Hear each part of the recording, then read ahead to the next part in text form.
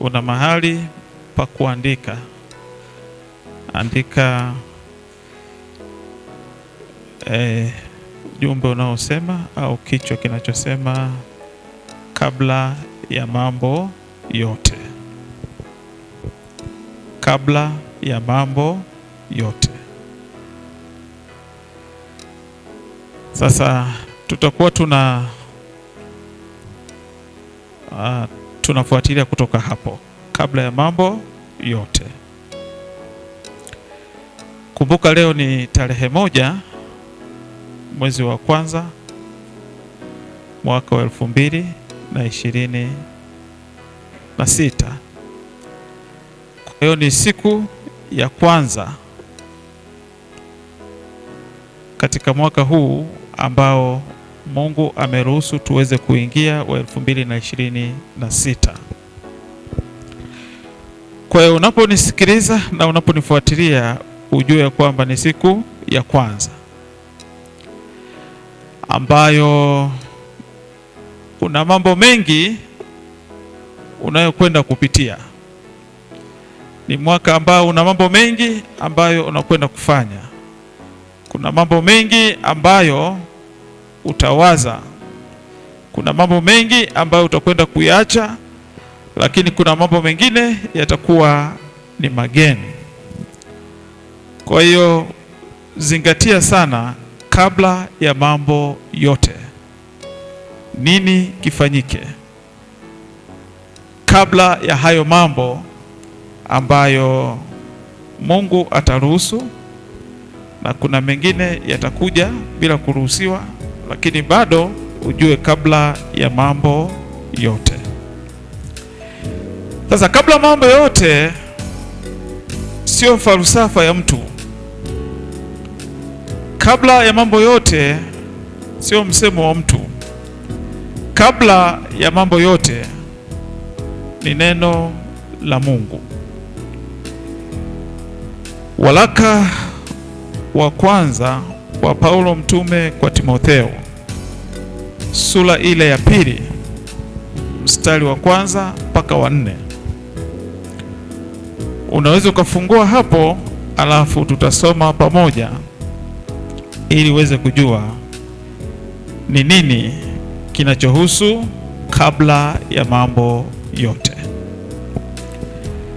Na kama unayo Biblia, basi ni vizuri ukawa unaitumia Biblia yako vizuri.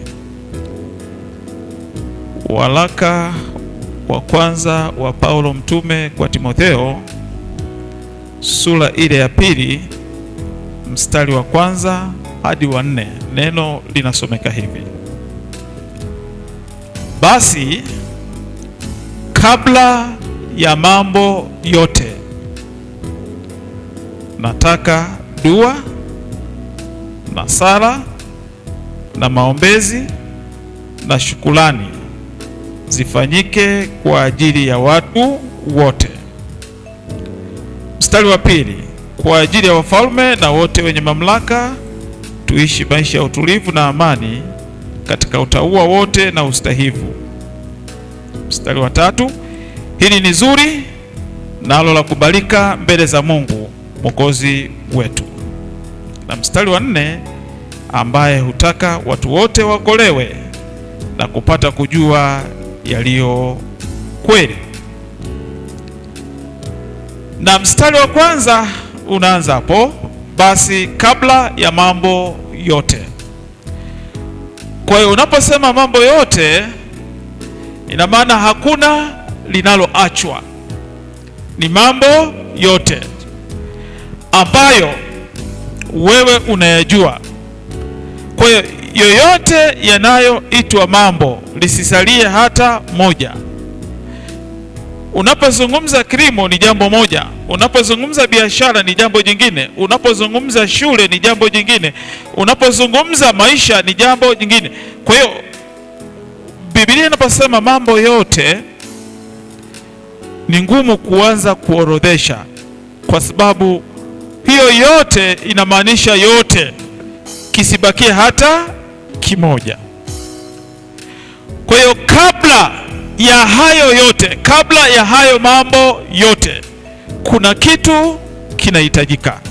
Kuna kitu ambacho Mungu anataka kutoka kwa mtu mahali hapa. Kuna kitu ambacho Mungu anataka kwa ajili ya wewe, kwa ajili ya mimi, kwa ajili ya kanisa, kwa ajili ya taifa. Hicho Mungu anakitaka kabla ya mambo yote. Kama unaipenda Biblia yako, basi pigia mstari kabla ya mambo yote, ili siku zote unaposoma hapo ukumbuke.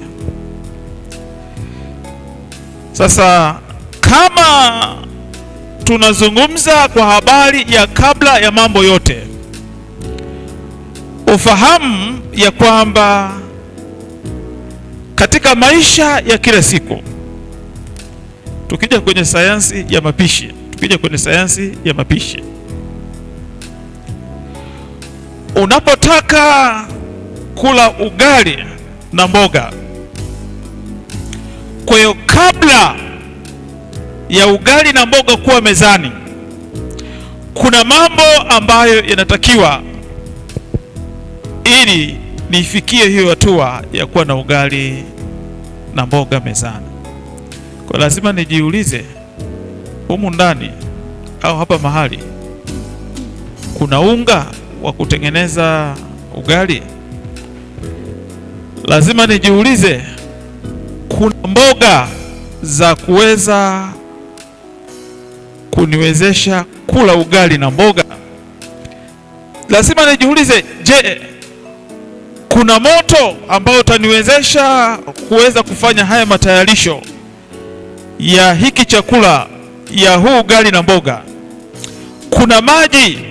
Kwa hiyo kuna mambo ambayo yanatakiwa yatangulie kabla sijafikia kwenye hatua hiyo ya kupata ugali na mboga ambayo ninatumia.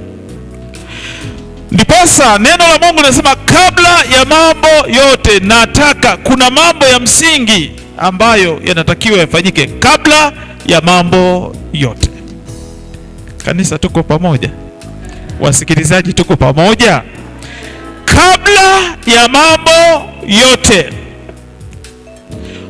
haujaanza kutekeleza, haujaanza kupanga, haujaanza kufanya, kuna mambo ambayo neno la Mungu linanifundisha yanipasa kujua.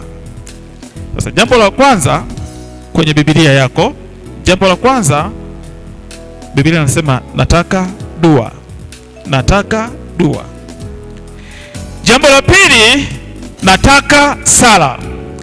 Jambo la tatu, nataka maombezi, na jambo la nne, nataka shukrani. Kwa hiyo kuna mambo hayo manne: dua, sala, maombezi na shukrani, ambayo yanatakiwa kabla ya mambo yote. Bwana Yesu apewe sifa. Wewe tulia tu, utaelewa. Yanaonekana kama ni mambo mageni, lakini tunazungumza kwa habari ya neno la Mungu. Kwa hiyo kabla ya mambo yote yanahitajika hayo mambo manne. Yanatakiwa mambo mangapi? Manne: dua, sala, maombezi na shukrani. Na kama ukisoma Biblia vizuri kwenye huo mstari wa kwanza, nataka dua, alafu utakuta hajaweka mkato, amesema na sala, mkato, na maombezi na shukurani. Sasa katika kujifunza Biblia, unapoziona hizo na ukija kwenye Kiswahili cha kawaida ni kama kuna makosa, lakini kwa lugha ya Biblia hizo na zina uzito wake, ya kwamba anaposema nataka dua na sala na maombezi na shukurani, ni kwamba katika hivyo vinne vyote ni muhimu. Hakuna kidogo, hakuna kikubwa, vyote ni muhimu na vina uzito sawa. Sijui kama unanielewa mzee wangu. Ukisoma tena kule kwenye Mathayo ile sura ya ngapi? Sura ya 28:19 mpaka ngapi? Mkawabatize kwa jina la Baba na Mwana na Roho Mtakatifu. Kwa hiyo utazikuta hizo na kuonyesha Mungu Baba, Mungu Mwana na Roho Mtakatifu. Yaani huwezi kusema Mungu Baba ni mkubwa alafu Mwana amefuatia alafu Roho Mtakatifu. Wote wako sawa, wana nguvu sawa, wao ni wa milele, ni Mungu unazungumza. Kwa hiyo dua, sala, maombezi na shukrani ambavyo vinahitajika kabla ya mambo yote. Yaani usiweke uzito kimoja ukasahau kimoja. Vyote viko kwenye ngazi moja. Pia ukisoma kwenye Waefeso ile sura ya 4 kwenye mstari wa 11 kwenda pale, anasema alitoa wengine, anasema mitume, anakuja manabii, anakuja injilisti, lakini pale mwishoni amesema wachungaji na walimu. Sasa hizi zimeshikanishwa pamoja. Kwa lazima unapojifunza Biblia ufahamu pia kanuni ya kuielewa Biblia.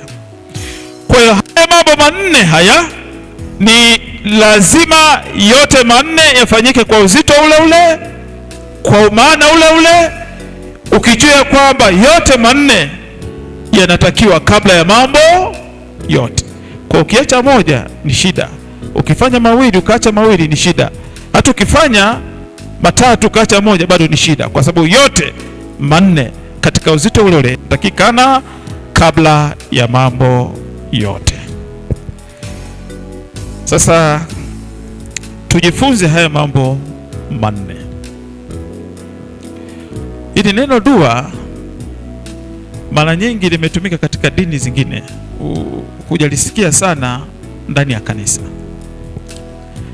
lakini ni neno ambalo liko kwenye Biblia, na unapotaka kulielewa ulielewa kwa msingi wa Biblia. Lakini kuna mahali pengine unaweza kulisikia linaelezewa lakini sio kwa msingi wa nini? Wa Biblia.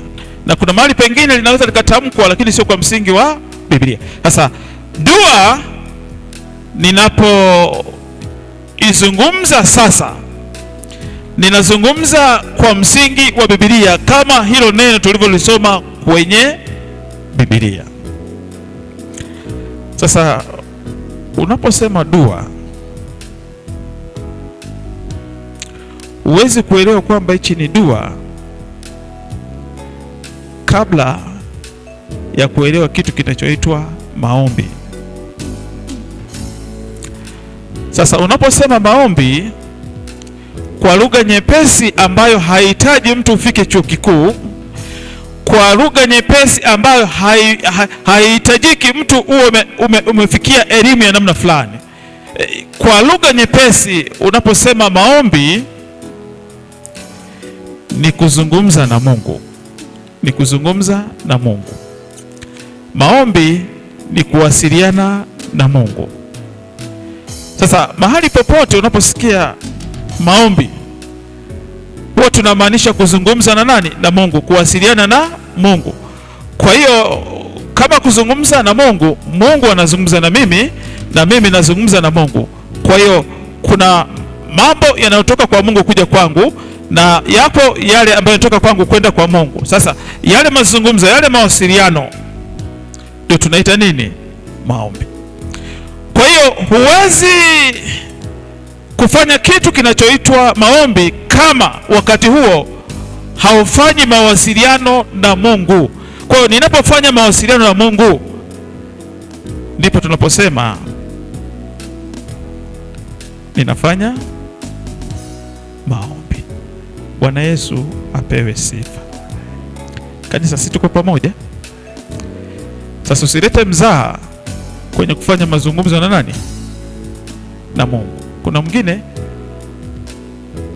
sijajua kama alikuwa anaimba, alikuwa anafanya nini, alichukua simu sema halo, anapiga simu mbinguni, tena anaongea na Mungu. Halo. Sasa Mungu hana ushirika na simu. Mungu ana ushirika na wewe aliyekuumba, wewe kiumbe. Mungu ana ushirika na wewe.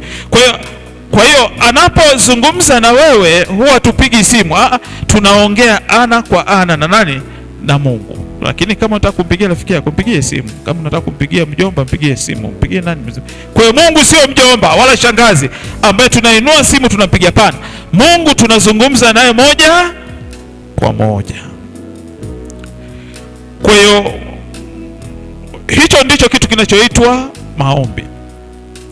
Kwa hiyo unaposema dua, unaposema sala, unaposema maombezi, unaposema shukurani, hizo zote ni aina za maombi ambazo zipo katika neno la Mungu. Kwa hiyo ninapofanya dua, ninafanya aina moja ya maombi. Ninapofanya sala, ninafanya aina mojawapo ya maombi. Ninapofanya maombezi, ninafanya aina mojawapo ya maombi. Ninapofanya shukurani, ninafanya aina mojawapo ya maombi. Kanisa, tuko pamoja? Kwa cha kwanza kichwani kwako ufahamu kwamba dua ni aina moja kati ya aina za maombi tunazojifunza kwenye Biblia. Kwa hiyo dua, sala, maombezi na shukrani, hizo aina za maombi zimetofautiana. Bwana Yesu apewe sifa. Sasa nikupatie mfano mmoja wa kutoka kwenye Biblia unaohusiana na nani? Na aina ya ombi linaloitwa nini? Dua.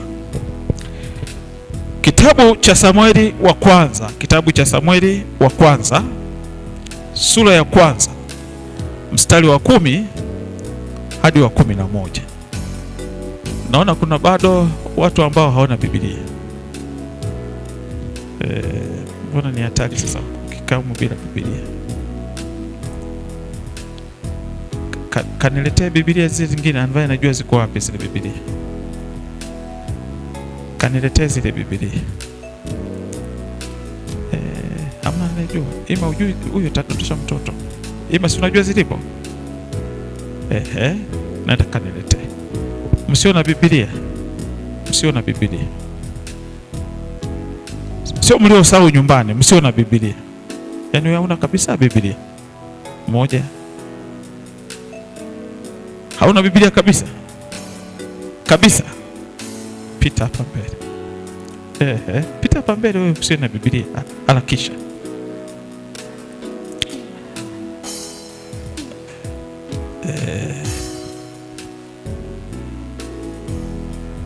Basi nafikiri nafasi tano tu. Maana ziko 5 tu. Wewe una Biblia wewe? Wewe si unakaa kwangu? Najua una Biblia, umeacha makusudi uko Biblia. Biblia yenyewe hapa haipo, ya kaka Pita. Kwa nini umeiacha nyumbani? Kaficha. Wewe kwa nini unaficha Biblia? Kwa nini unaficha Biblia? Unataka watu waende jehanamu? Utaonana na Petro utaonana na Pita yule. Pita utaonana na Pita ili mzungumze vizuri zaidi. Kwa nini anaficha Biblia? Kwa tujipange vizuri. Sasa mbona zinakuwa pungufu sasa? Ziko ngapi? Ziko 5.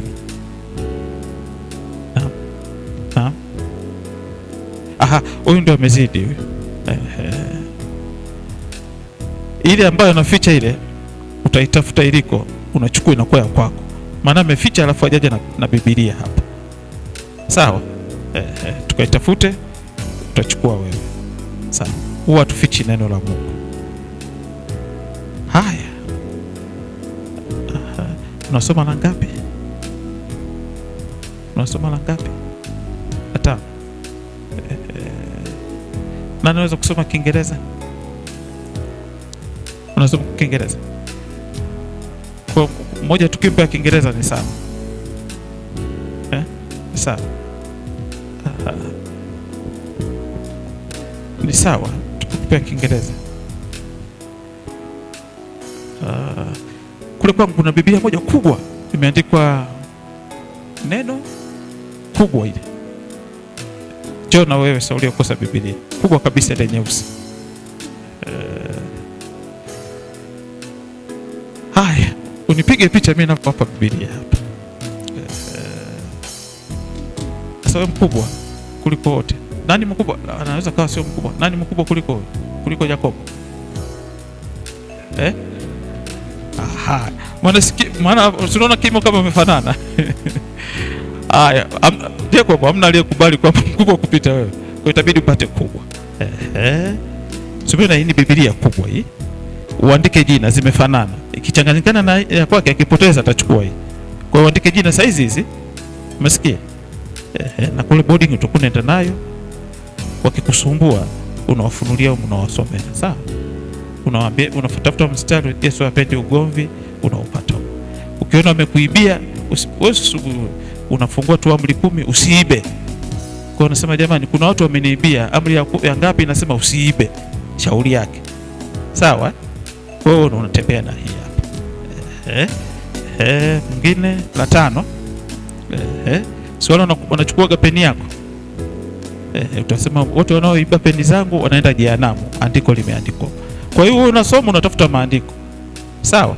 Akiiba daftari, utasema Biblia inasema anachukua ambacho sio cha kwake, huyu ni mwizi. Na waizi wote ni katika ziwa lile wakalo nini? Moto. Huyo mwingine? Uandike jina lako. Umesikia uko la ngapi? La 6. Kwa utakuwa unasoma haya. Kuna maandiko mengine yanasema mkamate sana elimu, usimwache aende zake. Kwa hiyo watu wote wale ambao wanataka kwenda kucheza mpira wanasahau kusoma, unasoma hilo andiko. Biblia imesema mkamate sana elimu, usimwache aende zake. Haya. Form gani? Form gani? Aha. Sasa hii Biblia wewe unasoma. Mkumbuke kijana kijana mkumbuke muumba wako siku za ujana wako. Sawa? Hii hapa. Tena unasoma Mhubiri 12 ndio kaanze kusoma hiyo leo. Andika jina lako. Sasa hii hapa Simon, uko form gani? Form 2. Sasa huko kwenye Biblia kwenye Zaburi Biblia tayari imeshaandika kwamba umeumbwa vizuri, unapendeza. Sasa ukiona mtu anasema wewe ni mzuri, unapendeza, mwambie hapana, Mungu tayari alishaniandikia kwenye Biblia. Unamsomea hilo andiko. Asijifanye yeye ndio wa kwanza wakati Mungu ndio alianza.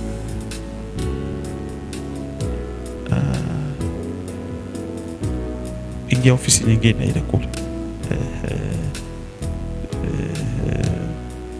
Ya Kiingereza ni kubwa sana. Ya Kiingereza ya Kiswahili. Yote.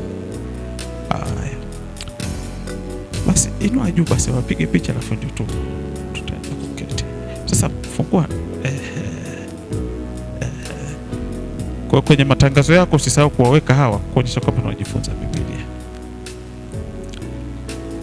Tukakae tukafungue waraka wa Paulo mtume wa Timotheo, waraka wa kwanza. Ile sura ya ngapi? Ile sura ya ngapi? Ya 2. Fungua hapo. Fungua hapo. Timotheo wa kwanza sura ya 2. Alafu mstari wa kwanza hadi 4. Ila andika jina zitapotea. Na mashemasi mkiikuta Biblia humu kanisani naomba mnichukulie. Tutampa ambaye anaijua. Kuna mwingine anajuaga Biblia akiwa kanisani. Lakini akirudi nyumbani amefanya nini? Amesahau. Kwa hiyo tunaposema dua ni aina moja ya maombi. Tumesema tuangalie mfano kwenye Samueli wa kwanza sura ya kwanza mstari wa 10 hadi wa 11. Kwa hiyo utakuwa unafungua huo mfano.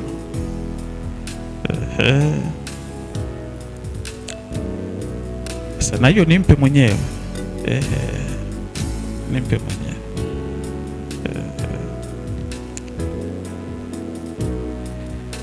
Sio nimeandika Biblia ya mafunzo ya uzima tele. Inamaanisha ukitaka kupotea kitupe hicho kitabu, na ukitaka kuwa salama kitunze hicho kitabu pamoja na maneno yaliyo ndani. Ndio maana yake. Kwenye Samueli wa kwanza sura ya kwanza mstari wa 10 hadi wa 11 unayaona maombi hapo. Kuna mmoja anaomba, kuna mmoja anawasiliana na Mungu. Sasa hiyo aina ya maombi yanayofanyika hapo ndiyo tunayoita nini? dua, ndio tunaita nini? Dua. Hebu tusome hapo, kama upo tayari kusoma, tunaomba tusome hapo. Kitabu cha Samueli wa kwanza sura ya kwanza mstari wa 10 na wa 11. Biblia inasema, naye huyo mwanamke alikuwa na uchungu rohoni mwake, akamwomba Bwana, akalia sana, akaweka nadhiri, akasema, E Bwana wa majeshi, ikiwa wewe utaliangalia teso la mjakazi wako na kunikumbuka, wala usinisahau mimi mjakazi wako, na kunipa mimi mjakazi wako mtoto mume, ndipo mimi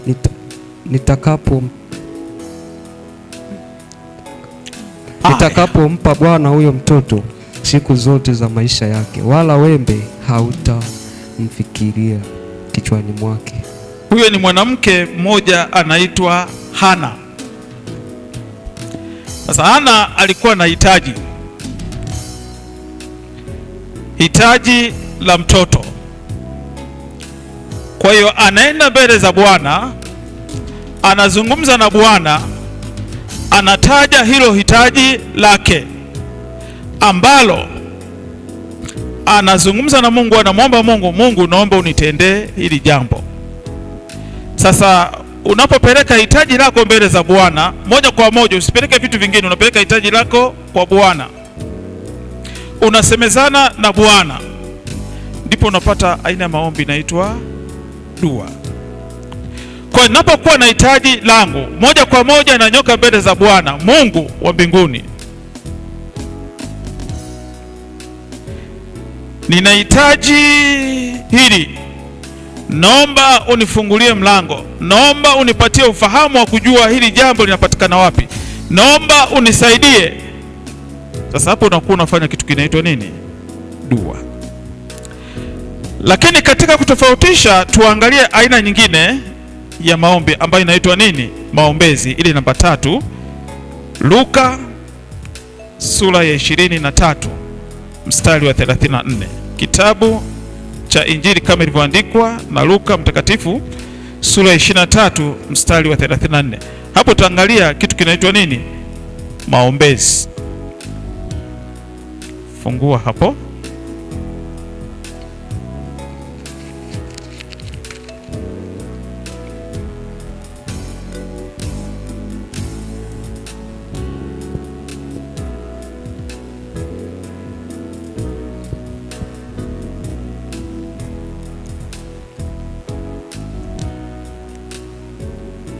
Tusome.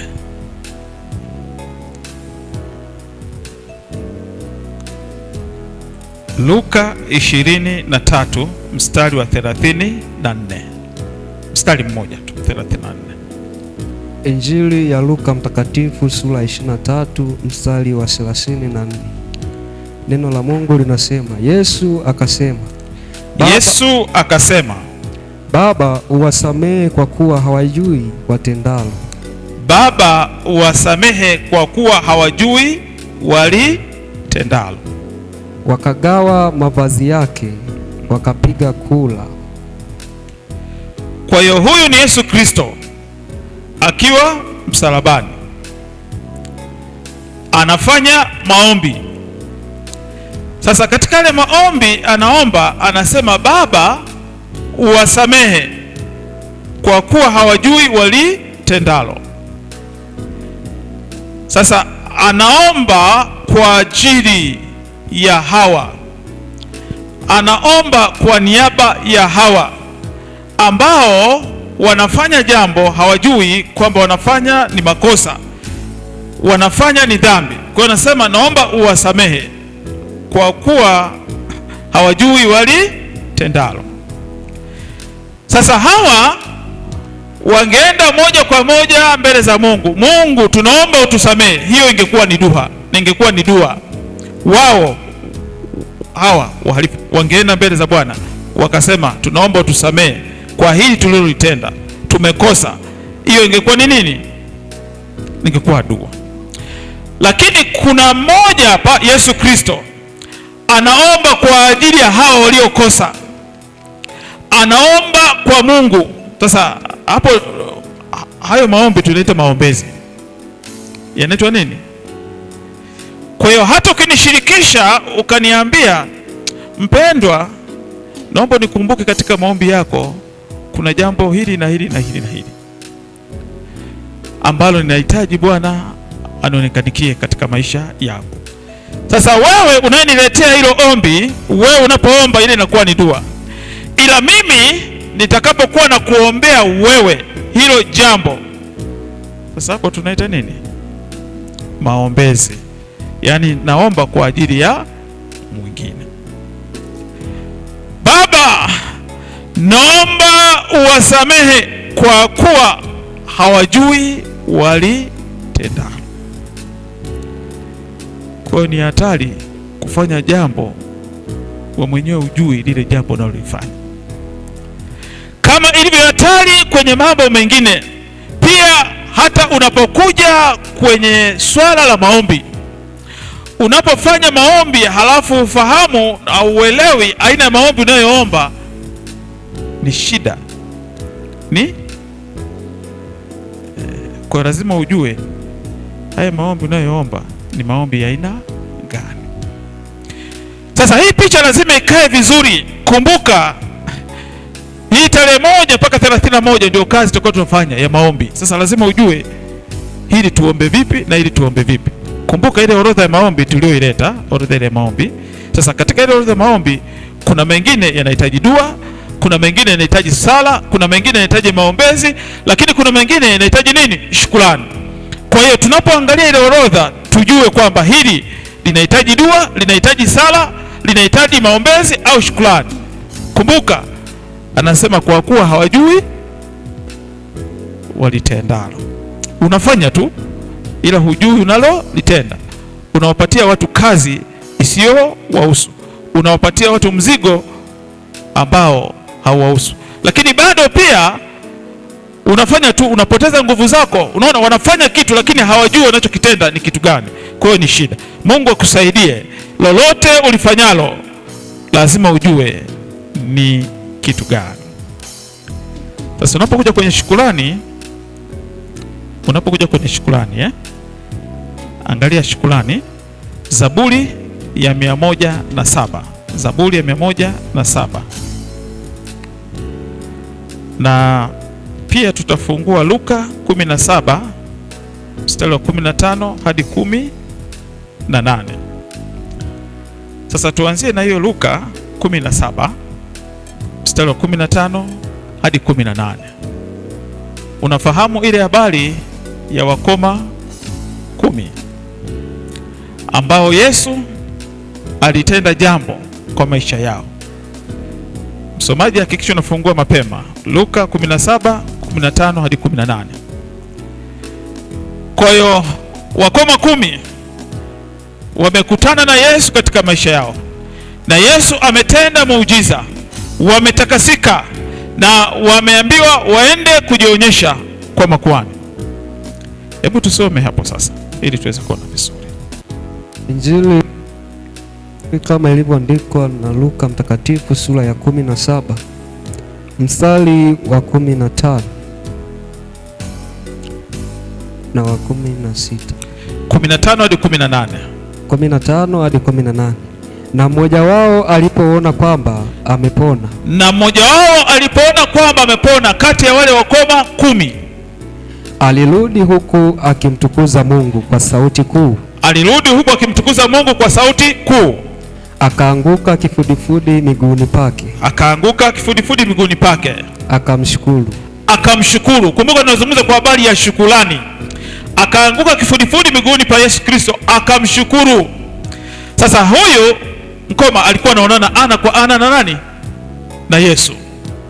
Sasa Mungu yuko mbinguni, Yesu ameketi mkono wa kuume wa Mungu Baba Mwenyezi.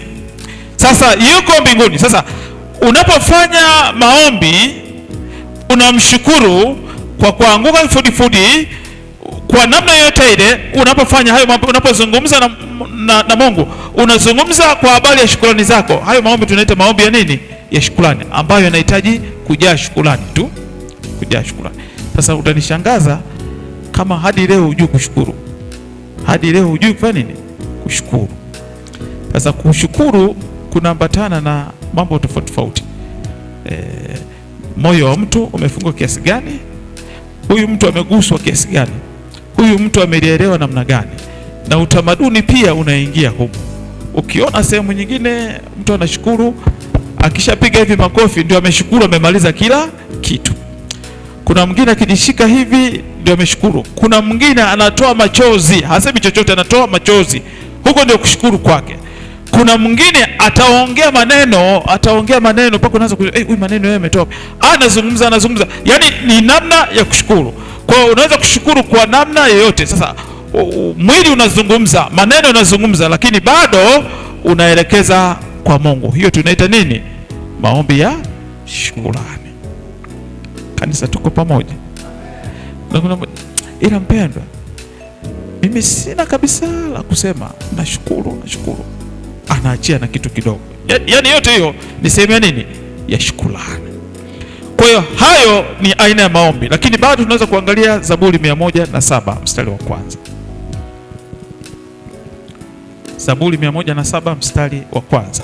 Tunajifunza pia pale kwa habari ya kushukuru, kwa habari ya maombi ya kushukuru. Hebu angalia hapo Zaburi 107 mstari wa kwanza, upate kitu hapo. Wakati mwingine tunaposema kumshukuru Mungu, sio kwa sababu amekupatia. Sifa mojawapo ya mtu aliyokoka, mtu anayemcha Mungu, ni kuwa na shukrani kwa Mungu kwa yale yaliyopita, yale yaliyopo na yale yajayo. Kwa hiyo kuna wakati mwingine nashukuru kwa mambo yale ambayo hayajafika bado kwa maisha yangu, lakini nahitaji kufanya nini? Kushukuru. Kwa mfano, naweza kusema Mungu, ninakushukuru kwa ajili ya siku ya kesho, kwa maana ile siku ya kesho umeweka iweze kutokea. Kwa hali ya hewa hiyo kesho, Mungu nakushukuru. Sasa unaona, sio kwa sababu tayari niko kwenye ile siku ya kesho. Hapana. Wala sijaiona. Hapana. Lakini bado ninayo sababu kumshukuru Mungu kwa yale niliyoona kwa macho yangu, hata yale ambayo sijaona kwa macho yangu, kwa sababu Mungu anastahili shukrani kutoka kwangu. Hebu tuone hiyo Zaburi ya 107 mstari wa kwanza. Zaburi ya 107 mstari wa kwanza. Neno la Mungu linasema, mshukuru Bwana kwa kuwa ni mwema, kwa maana fadhili zake ni za milele. Sasa hapo anamshukuru kwa sababu kuna sababu nyuma yake, kwa wema wa Mungu na fadhili zake. Anasema mshukuruni Bwana.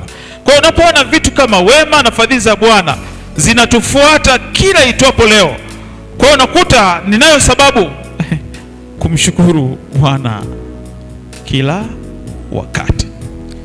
Chakula tayari kimeshafika pale mezani.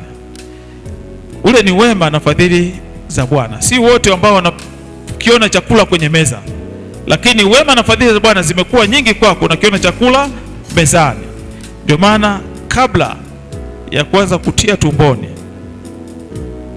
tunatakiwa kufanya nini? Kushukuru. Tunatakiwa kufanya nini? Kushukuru. Tunatakiwa kufanya nini? Kushukuru. Kwa yale maombi yanaitwa maombi ya nini? Ya shukrani.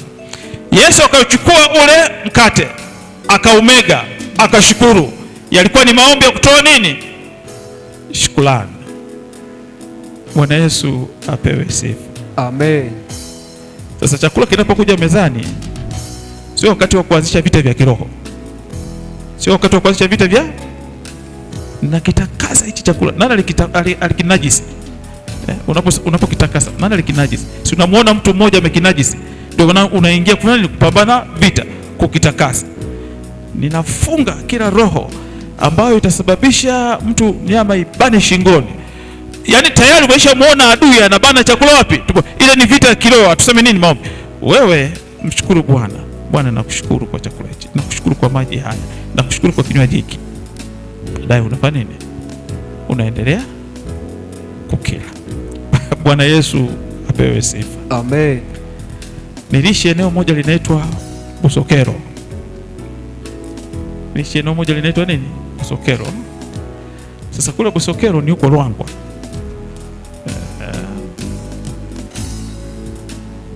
Ni miaka mingi, mwaka 1990 92.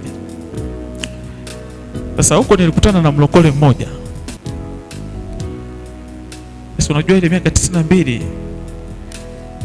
yani watu waliookoka yani wanahisi kama Yesu wanarudi baadaye.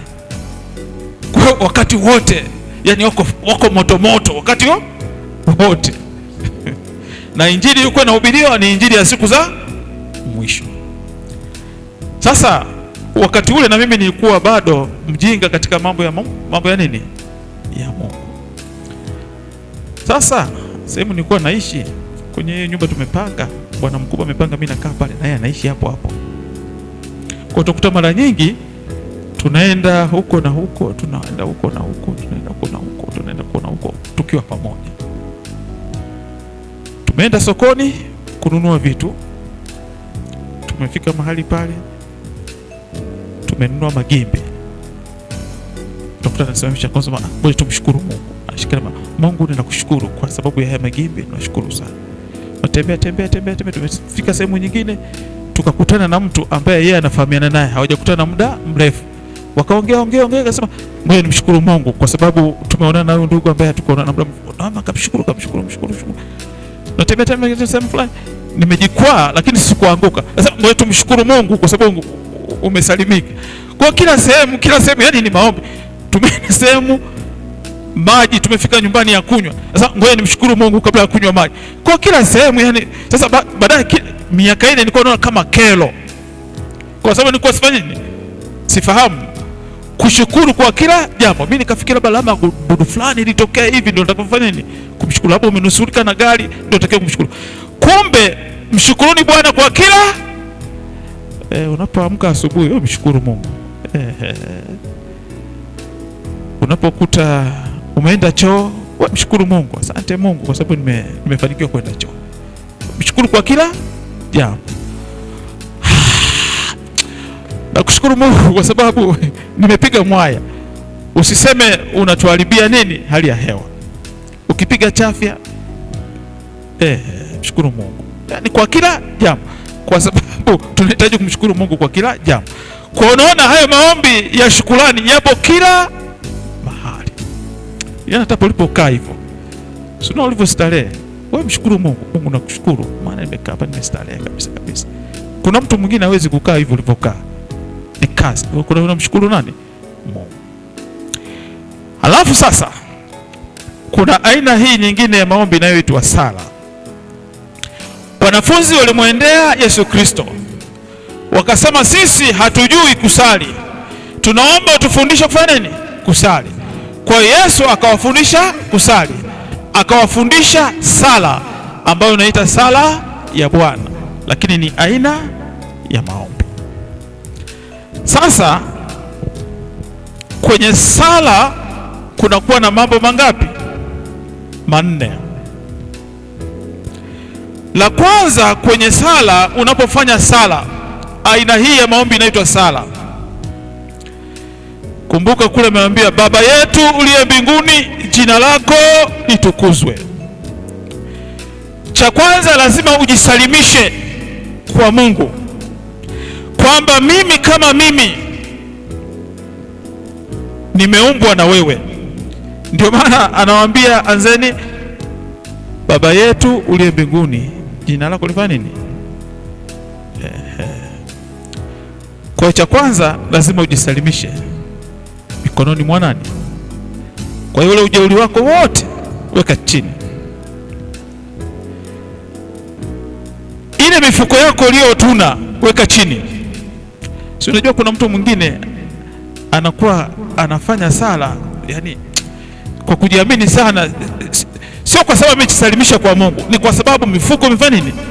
Imetuna na akaunti zimefanya nini? Zimefurika.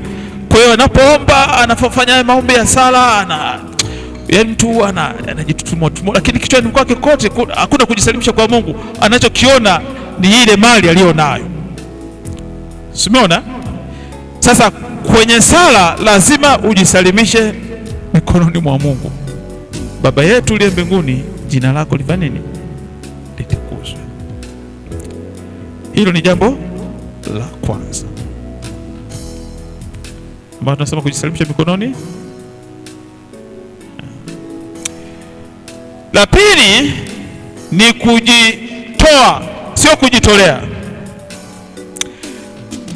Baba yetu uliye mbinguni, Baba yetu uliye mbinguni, jina lako litukuzwe. Ufalme wako uje, ufalme wako uje. Yaani bado hapo unajisalimisha mikononi mwa Mungu. Sasa ukisema mapenzi yako yatimizwe hapa duniani kama huko mbinguni, si umejitoa? Si umejitoa? Kwa lazima ujitoe. Ikinyesha mvua ni sawa, kukiwaka jua ni sawa, maana umejitoa. Yaani uko tayari kwa lote pale, umejisalimisha. Mtu anaweza kujisalimisha lakini bado hajajitoa. Lakini unapoingia, mapenzi yako yatimizwe duniani kama wapi? Mbinguni. Kwa hiyo lile lililoandikwa mbinguni ndio lifanyike hapa. Sasa ndio maana hapo utakuta unaanza kuvutana na Mungu. Wewe unataka ghorofa, unataka ghorofa, lakini kule mbinguni ni nyumba ya chini. Sio? Unaona sasa unaweza kupishana. Ni kwa sababu hujajitoa kwa kile ambacho Mungu amekuandikia wapi? Mbinguni. Kwa lazima nifahamu mapenzi ya Mungu ni nini juu ya maisha yangu ili niweze kujitoa. Kuna vingine hata ufanye nini, kama haviko kwa mapenzi ya Mungu juu yako, huwezi kuona matokeo. Sasa unaona panakuwa pagumu. Kwa hiyo uende mbele za Mungu hivyo ulivyo. Usiende na vyako. Unamwonyesha Mungu, nataka hiki, nataka hiki. Nenda kama ulivyo. Sasa huyu ni Yesu alikuwa anawafundisha. Kwa la kwanza kujisalimisha, la pili kujitoa, la tatu ni shukrani. Lazima umshukuru nani? Mungu. Na la mwisho sasa unakuja dua, unataja mahitaji yako. Kwa utakuta sala inafanyika kuyaunganisha la kwanza, la pili, la tatu, ndio itatokea kitu kinaitwa ni sala. Kwa kwenye sala kunakuwa na upana, unaunganisha ombi zaidi, aina ya ombi zaidi ya moja. Ina maana kwenye sala dua inakuwemo humo, kwenye sala shukrani inakuwemo humo, kwenye sala maombezi yanakuwemo humo. Uwasamee waliotukosea, uwasamee, ndio imeandika hivyo sala ya Bwana. Utusamee deni zetu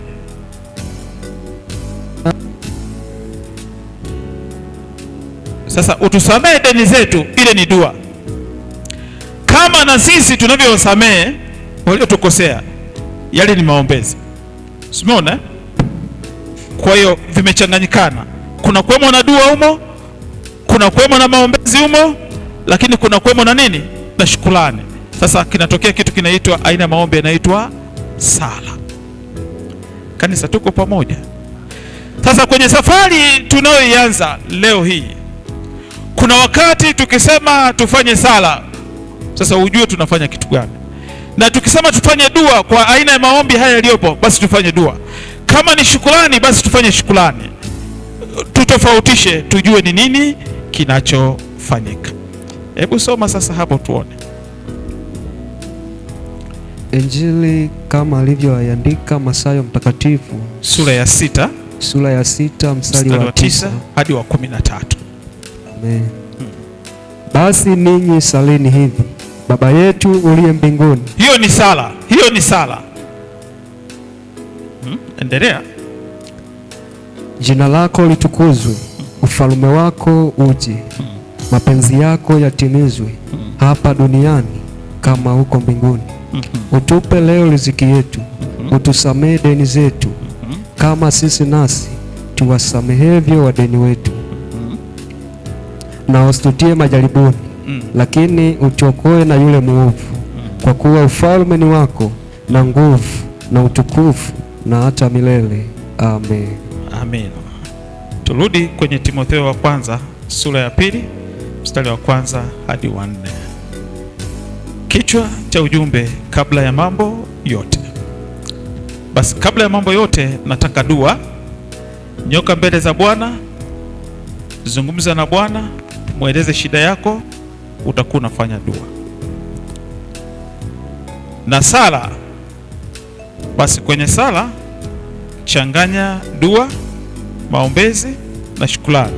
Na wakati mwingine unapozungumza sala, unaweza kufanya dua na maombezi au maombezi na shukrani, bado hiyo itaitwa nini? Sala. Na maombezi unaomba kwa ajili ya mwingine. Kwenye ile orodha kuna maombi ambayo tutakiwa tuombe kwa ajili ya wengine, na maana tutatakiwa tufanye maombezi. Lakini kuna eneo lingine tutahitaji tumshukuru Mungu kama Mungu kulingana na yale maombi. Sasa kwa nini haya yanahitajika kabla ya mambo yote? Ukisoma chini yake pale, zifanyike kwa ajili ya watu wote. Sasa hapo sibague au ameokoka au hajaokoka, zifanyike kwa ajili ya watu wote. Kwa tunapofanya kazi hiyo, lazima tuangalie hata wale ambao hawajaokoka, wawe ni wafalme na wote wenye mamlaka, kuhusu maisha ya utulivu na amani katika utauwa wote na ustahivu. Hivyo vyote vinahitajika. Sasa mstari wa 3, kwa nini hilo liko hivyo? Hili ni zuri nalo la kubalika mbele za Mungu Mwokozi wetu.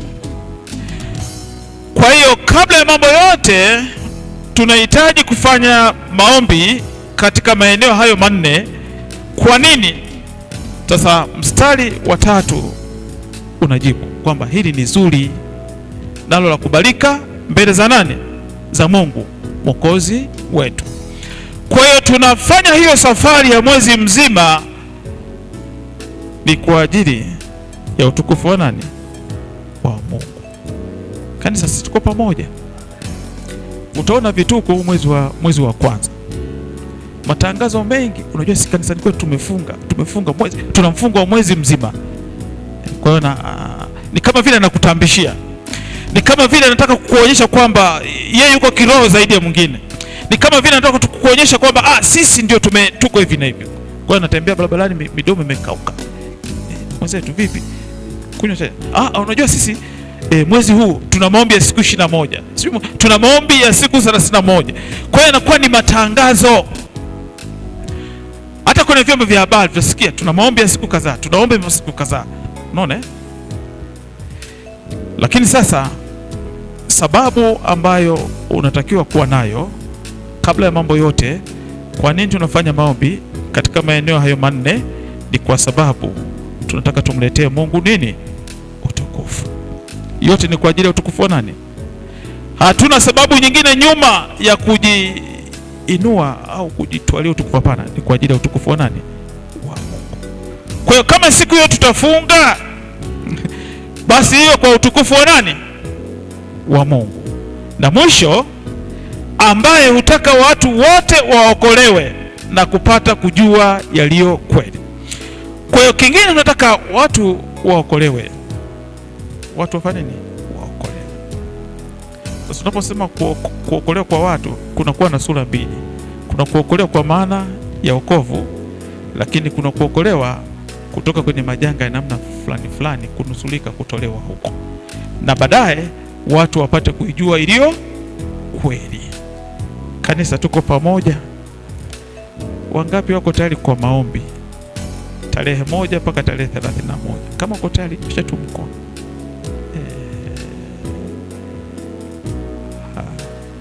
Amen. Unajua siku moja kuna mwingine alifanya kama ulivyofanya. Unaona? Alifanya kama ulivyofanya. Sababu bila kuwa na ubiri. Baadaye akasema, wangapi wanataka kwenda jehanamu? Akanyosha mkono. Unaona hatari eh? Ndio maana utakuta kuna mwingine alinyosha mkono, mwingine hajanyosha nini? Mkono. Swali lilikuwa nauliza, ni wangapi wako tayari kwa safari ya maombi tarehe 1 mpaka tarehe 31? Saizi umerudi, lakini wengine bado hawapo kabisa hapa. Wewe usijali,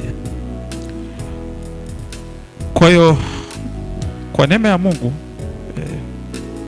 Ijumaa taanza mimi kuongoza na Jumapili nitaongoza, lakini kwenye ile Jumatano, ile Ijumaa, ile Jumapili uwe tayari kwa ajili ya kuongoza.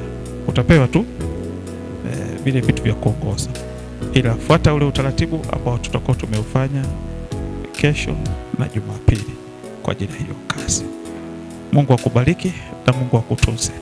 Kabla ya mambo yote, nataka sala, nataka dua, nataka maombezi, pia nataka shukrani, ili mambo yote yamletee Mungu utukufu. Unaweza ukatumia nguvu zako mwenyewe, baadaye ukapotea. Unaweza ukawa na mihemko, badala ya kujenga ukaharibu. Lakini ukifuata kanuni, kabla ya mambo yote, nahitaji dua, nahitaji sala, nahitaji maombezi, nahitaji shukrani, basi kuna mafanikio ya Mungu nyuma yake yataambatana na wewe. Kama vile Mfalme Sulemani alivyoanza mambo yote ya nyumbani mwake mwenyewe na nyumbani mwa Bwana, mwisho wa siku akayafanikisha, lakini alizingatia kanuni kabla ya mambo yote. Alipokutana na Mungu, Mungu akamwambia omba lolote utakalo. Kwa hiyo alianza na maombi, ndipo akaanza kutekeleza ya nyumbani mwake kwenye nyumba ya mfalme, lakini nyumbani mwa Bwana akayafanikisha. Sasa aliyafanikisha kwa maana kwamba hakumaliza tu, akayafanikisha. Tunahitaji kufanikisha mambo mengi katika mwaka huu wa 2026. Tunataka kufanikisha ndani ya kanisa, tunataka kufanikisha kwenye familia zetu, lakini bado tunataka kufanikisha katika taifa hili la Tanzania. Sio Tanzania peke yake, bado tunataka kufanikisha katika ulimwengu. Lakini kanuni ni ile ile, kabla ya mambo yote nahitaji au nataka dua, sala, maombezi na shukrani. Kuna vitu vingine vinahitaji kanuni, kuna vingine vinahitaji utaratibu wa namna fulani, lakini kuna vingine ni mpaka Mungu aingilie kati. Kwa zifahamu kanuni za Mungu ili uweze kufanikiwa katika mwaka huu wa 2026. Kwa hiyo ndani ya hizi siku 31 ukiitumia hiyo kanuni, unapoanza mwezi wa pili utaona tu tofauti katika maisha yako. Jehova mtakatifu, Bwana wa majeshi, Mungu wa wote wenye mwili, Mungu wa wanawake, Mungu wa wanaume, Mungu wa watoto, Mungu wa vijana, Mungu wa wazee, Mungu uliyeziumba mbingu na nchi, tupo tayari kufuata kanuni ambayo umetupatia ya kwamba kabla ya mambo yote nataka dua, sala, maombezi na shukrani. Tusaidie Mungu wa mbinguni tunapoifanya kazi hii katika mwezi huu wa kwanza, tukianza na huu mwezi wa kwanza kwa sababu ni mwezi wa kwanza. Tupe nguvu, tupe neema, tusaidie tuwe waaminifu katika yote yatupasayo kutenda, ikiwa ni dua, ikiwa ni sala, ikiwa ni maombezi na hata ikiwa ni shukrani. Lakini haya yote Bwana tunafanya kwa ajili ya utukufu wako. Mungu akuneemeshe unapoianza safari hii, na Mungu akuimarishe unapoanza safari hii. Kimbia, tembea, kwa sababu haya yote ni kwa ajili ya utukufu wa Mungu. Katika jina la Yesu Kristo, amen.